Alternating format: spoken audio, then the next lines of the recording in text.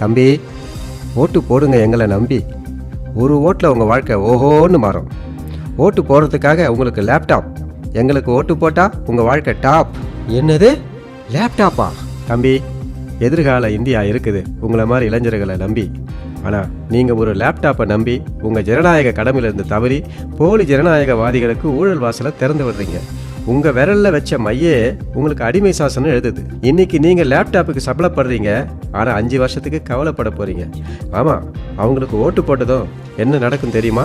என்னது, ஒரு சின்ன லேப்டாப்புக்கு 5 வருஷத்துக்கு நான் உங்கள் அடிமையாக இருக்கணுமா?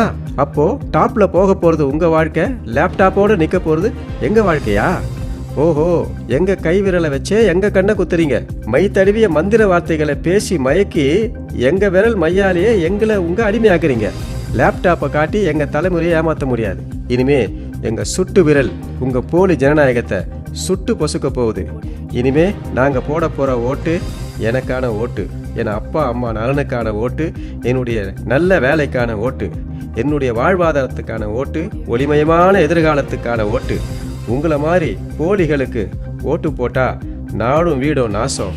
நல்லவர்களுக்கு ஓட்டு போட்டா பூந்தோட்டமாக மாறும் தேசம், அதில் ஜனநாயக தென்றல் வீசும். வருகிற 2026 சட்டமன்ற எலெக்ஷன் சுட்டு விரல் யூடியூப் சேனலை சப்ஸ்கிரைப் செய்யுங்கள்.